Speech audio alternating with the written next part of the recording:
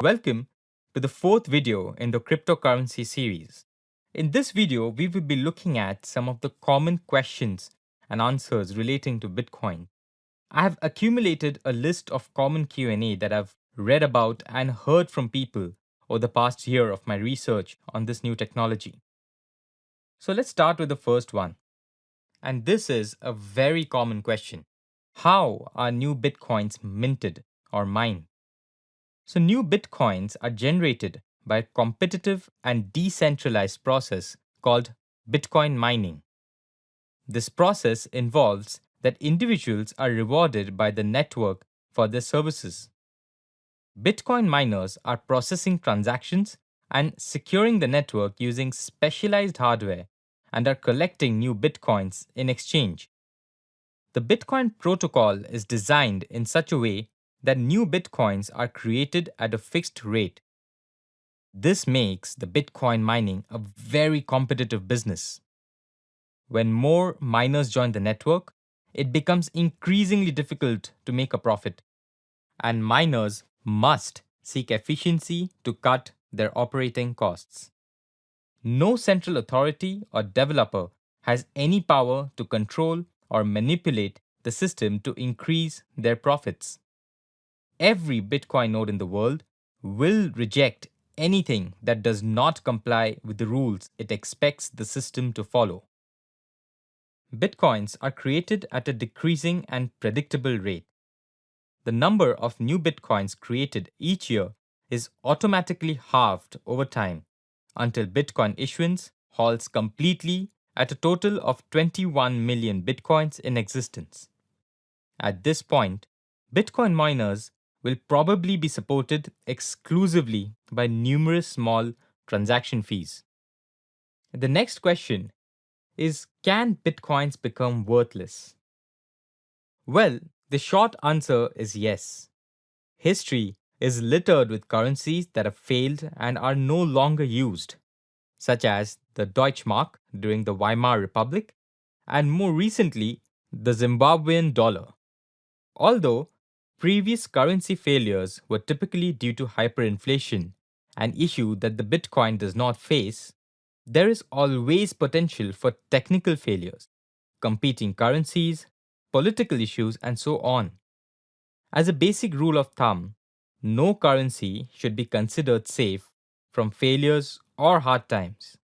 Bitcoin has proven reliable for years since its inception, and there's a lot of potential for the Bitcoin to continue to grow.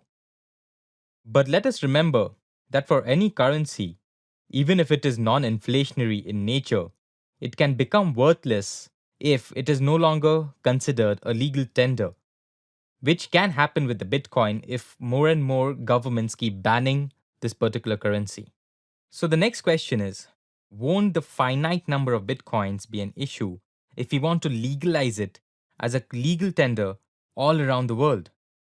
Well, the Bitcoin is unique in that it only has 21 million Bitcoins that will ever be mined or created. However, this is never a limitation because transactions can be denominated in smaller subunits of a Bitcoin, such as bits. One Bitcoin can be divided into 1 million units and up to 8 decimal points, and potentially even smaller units if that is ever required in the future as the average transaction size decreases. The next question, won't Bitcoin fall in a deflationary spiral?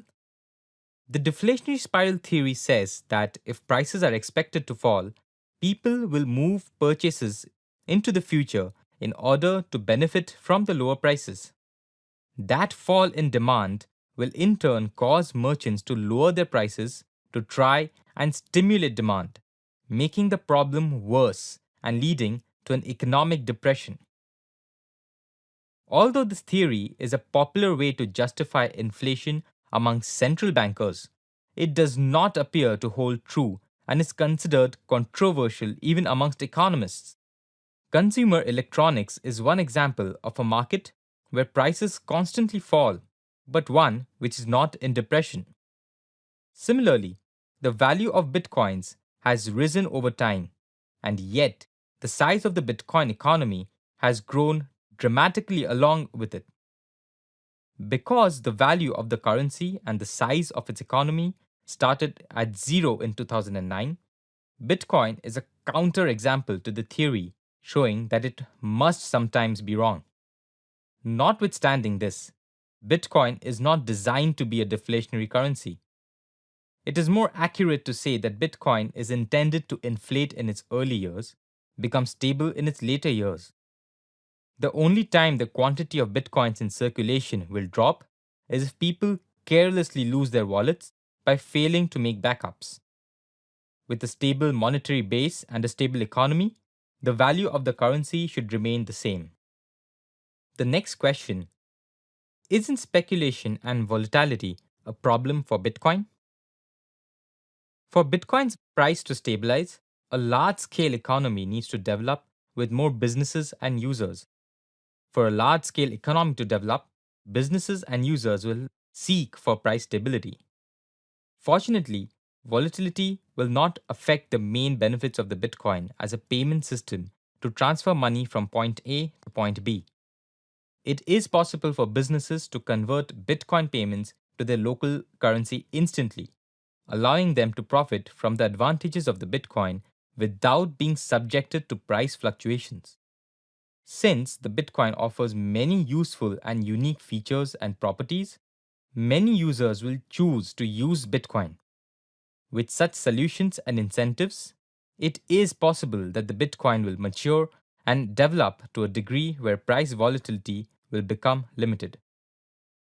So, the next question: what if someone bought up all the existing Bitcoins? This is a really interesting doubt. To answer this, only a fraction of the Bitcoins issued to date are found on the exchange markets for sale. Bitcoin markets are competitive, meaning the price of a Bitcoin will rise or fall depending on supply and demand. Additionally, new Bitcoins will continue to be issued for decades to come. Therefore, even the most determined buyer could not buy all the Bitcoins in existence.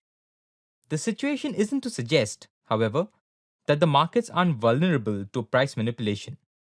It still doesn't take a lot of money to move the market price up or down, and thus Bitcoin remains a volatile asset thus far. Next question: what if someone creates a better digital currency? Well, that can happen. In fact, there are thousands of more cryptocurrencies than the Bitcoin. For now, Bitcoin remains by far the most popular decentralized virtual currency. But there can be no guarantee that it will retain that position.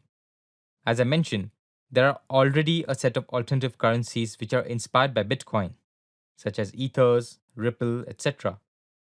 It is, however, probably correct to assume that significant improvements would be required for a new currency to overtake the Bitcoin in terms of established market, even though this remains highly unpredictable.